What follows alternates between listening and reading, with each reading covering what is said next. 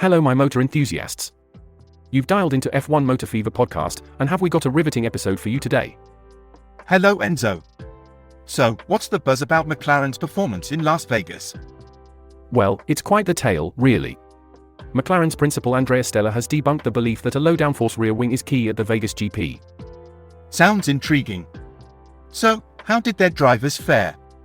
Lando, Norris and Piastri struggled during qualifying, ending up 7th tenths behind George Russell. 7th tenths off? That must have been disappointing. Indeed, they ended up 6th and 8th on the grid, but Stella's explanation offers a fresh perspective. Oh, a fresh perspective, you say?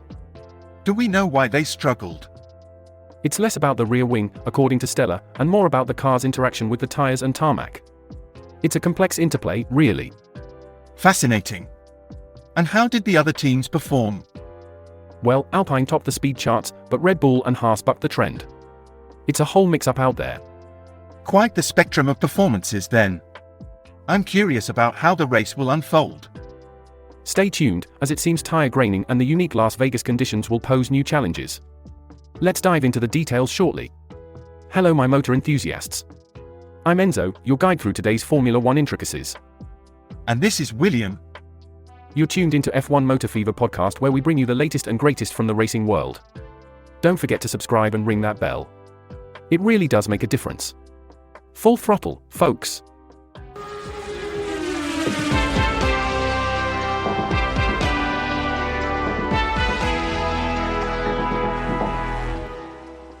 So, let's delve deeper into McLaren's recent performance in Las Vegas. It's fascinating how Andrea Stella is challenging the common notion about the importance of the low-downforce rear wing at the Grand Prix. Indeed, it seems there's more to their struggles than just the rear wing, right? Exactly. Stella pointed out that McLaren's struggles are more about their car's characteristics and how it performs with a low-drag setup, especially on a circuit like Las Vegas. That align with their history. McLaren traditionally performs better with bigger wings, like in circuits such as Barcelona and Singapore. Precisely. Stella even mentioned that their car works better with bigger wings, which is why they tend to dominate those types of circuits. And it's interesting how some teams didn't even bring a low-drag rear wing, like Red Bull. There was quite the rumor mill about that. Yes, there were whispers about Red Bull packing the wrong wing, but it was simply a case of them not having one for this setup. It's intriguing how the narrative around the importance of a low-drag setup can fuel such speculation. Absolutely. Stella is adamant that the low-drag rear wing isn't the be-all and end-all for lap times around Las Vegas. It's more about the car's interaction with the tires and the unique track conditions. Quite the complex interplay, isn't it? Let's see how their strategy unfolds in the race. Now, let's break down those top speed figures. McLaren did tie with Red Bull at 349 km per hour, but Yuki Tsunoda is set to start between Norris and Piastri. And even though Red Bull and Haas had slightly lower speeds at the end, with 343 and 345 km per hour, they still managed to qualify ahead of the McLarens with Verstappen and Hülkenberg's performances. That's right. Stella mentioned that it isn't just about the speed. It's more about how the car, tires, and tarmac interact.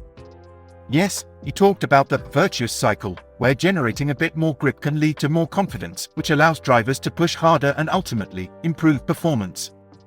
And that's why McLaren found themselves 7 tenths off the pole. It's not solely down to the car itself. It's fascinating how the unique conditions at Las Vegas, like the low grip of the tarmac and the cooler temperatures, are influencing everything. Indeed, graining is expected to be an issue in the race. Stella forecasts that the challenge will involve reducing graining and managing tire lockups, potentially even requiring additional pit stops. It's going to be a test of strategy and tire management. Drivers might face quite a few lockups, as we've already seen in practice sessions. And with the unique challenges posed by the low grip and cold conditions, it's shaping up to be an intriguing race. What's the word on the street, internet-wise? Well, there's quite a buzz about the race in Vegas. Full Booster shared their experience, saying, quote, "I'm in Vegas right now and watching F1 is abysmal. Every hotel, restaurant, road, casino, you name it, has view of the track. Too bad they spent the last 3 days covering every visible spot with black sheets so that no one can see it unless you are sitting in a paid seat on the other side of the main strip," unquote. Sounds like they're creating quite an exclusive experience over there. Indeed, and there are some interesting suggestions in the comments.